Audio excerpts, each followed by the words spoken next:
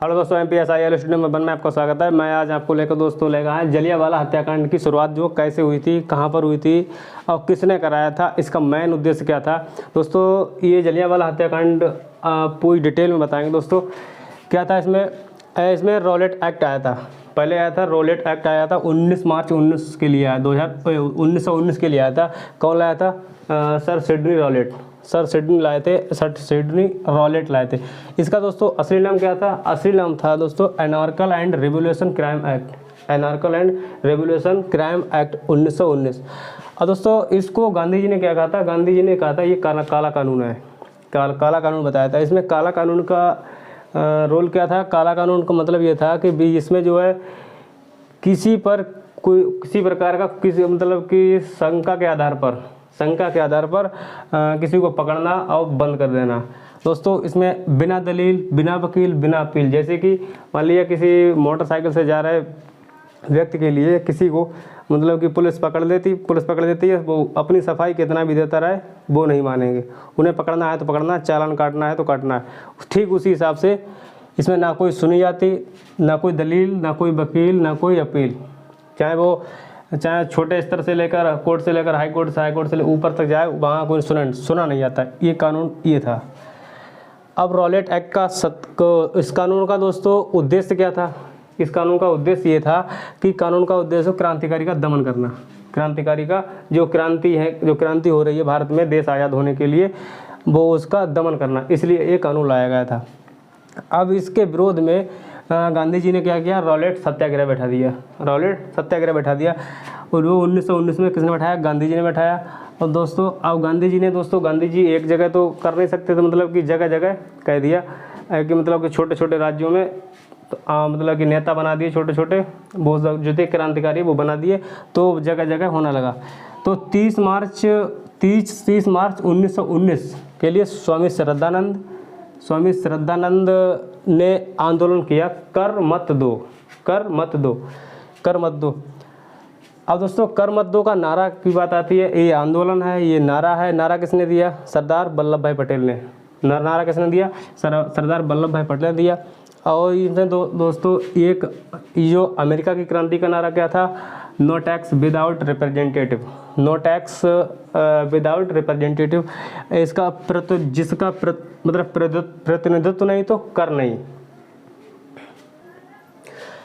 America की क्रांति का नारा था प्रतिनिधित्व नहीं तो कर नहीं। इसको तो इंग्लैंड की संसद में अमेरिका का कोई प्रतिनिधि नहीं बैठता था, इसलिए जो है इंग्लैंड जो है अमेरिका पर प्रतिबंध लगाती थी, ये था इसलिए। अब दोस्तों ये ध्यान रखेंगे दोस्तों, आंदोलन ये कर मत दो आंदोलन किसने दिया? स्वामी श्रद्धानंद ने दिया। और कर मत दो का नारा किसने दिया? सरदार वल्लभ भाई पटेल ने दिया। अब दोस्तों 6 अप्रैल के लिए क्या किया? 6 अप्रैल के लिए गांधी जी ने भूख हड़ताल कर दी, वो देशव्यापी हड़ताल कर दी। देशव्यापी हड़ताल किसने की थी? गांधी जी ने की थी। अब इसमें दोस्तों गांधी जी ने 6 अप्रैल 1919 के लिए देशव्यापी हड़ताल की और 8 अप्रैल 1919 के लिए गांधी जी को गिरफ्तार करके मुंबई चले गए। मुंबई गिरफ्तार। इस सत्याग्रह का केंद्र क्या था? सत्याग्रह का केंद्र बिंदु क्या था? पंजाब था। पंजाब से क्या सत्याग्रह था? जो पंजाब में था, पंजाब में अमृतसर जगह है, वहाँ पर हुआ था। 9 अप्रैल 1919 के लिए सत्यपाल एंड सैफुद्दीन किचलू को गिरफ्तार कर लिया गया। सत्यपाल और सैफुद्दीन किचलू को गिरफ्तार कर लिया गया था। अब दोस्तों आगे इसमें तो ये दोस्तों मतलब कि जलियांवाला हत्याकांड का ये तो रहा IPL। अब जो है दोस्तों मैच स्टार्ट होगा कहाँ से? मतलब कि जलियांवाला हत्याकांड था वो दोस्तों मैच है, और ये इसके लिए IPL है, देखा जाए तो इस हिसाब से है। अब दोस्तों आगे दोस्तों बताएंगे जलियांवाला हत्याकांड में किसने शुरुआत की, कैसे शुरुआत हुई। अब दोस्तों आगे चलते हैं। दोस्तों आई होप आपके ये चीज़ समझ में आ ही गई होगी। रॉलेट एक्ट दोस्तों एक बार फिर दोबारा रॉलेट एक्ट आया, इसलिए जो है उसका विरोध किया, गांधी जी ने विरोध किया, इसे काला कानून बताया। इस काला कानून का उद्देश्य क्या था? कानून का उद्देश्य था क्रांति का दमन करना। इसका मतलब क्या था? काला कानून का नियम क्या था? बिना दलील, बिना अपील, बिना वकील रॉलेट सत्याग्रह भी गांधी जी ने किया। 6 अप्रैल के लिए देशव्यापी हड़ताल भी की। दोस्तों एक चीज़ ध्यान रखना, ये मैंने यहाँ पर डेट लिख दी है, खाली डेट लिखी हुई है, ये 1919 यही लगे, 30 मार्च 1919, 6 अप्रैल 1919 और फिर 8 अप्रैल 1919, ये दोस्तों ध्यान रखेंगे। और दोस्तों ये आंदोलन बहुत ध्यान से देखेंगे, आंदोलन और इसका नाम क्या है, नारा कर मत दो का नारा, कर मत दो आंदोलन, और no tax without representative, प्रतिनिधित्व तो नहीं तो कर नहीं, अमेरिका की क्रांति का नारा था। दोस्तों आगे चलते हैं।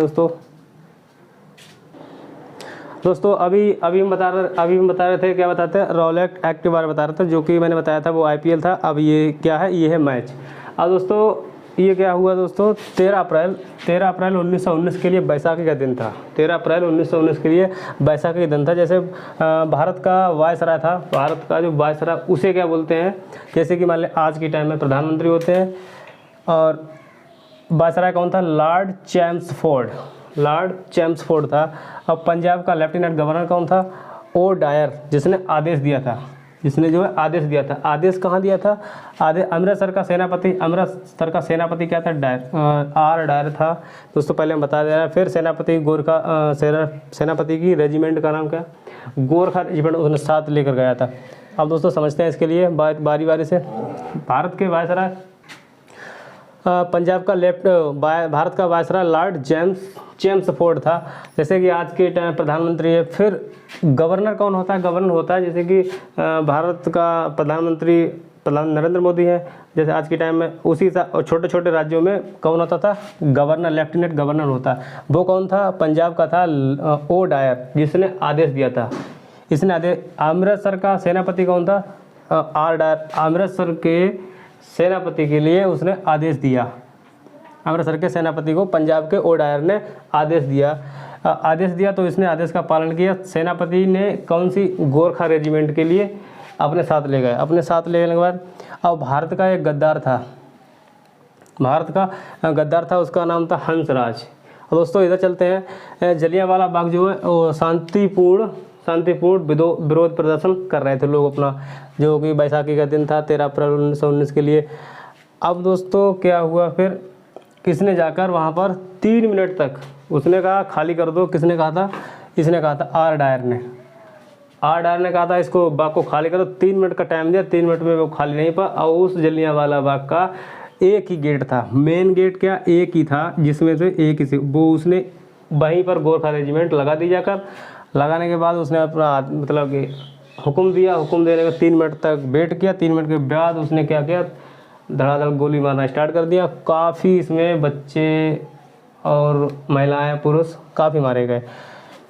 अब दोस्तों जलियांवाला हत्याकांड, इसमें ये गद्दार इसने क्या किया, इस भारतीय गद्दार ने इसने क्या किया, हंसराज नाम था, इसने इसका क्या किया, इसने जो है इसे बताया कि आज जलियांवाले बाग में इनका शांतिपूर्ण विरोध कर रहे हैं ये लोग, वही रॉलेट एक्ट वाला।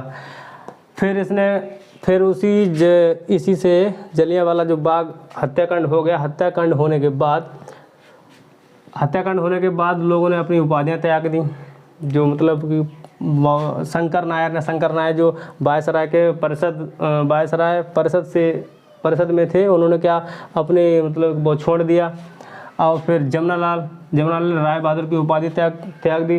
गांधी जी ने जो गांधी जी के केसर हिंद उपाधि दी थी वो उन्होंने त्याग दी। रविंद्रनाथ टैगोर ने सर नाइट हुड की उपाधि त्याग दी।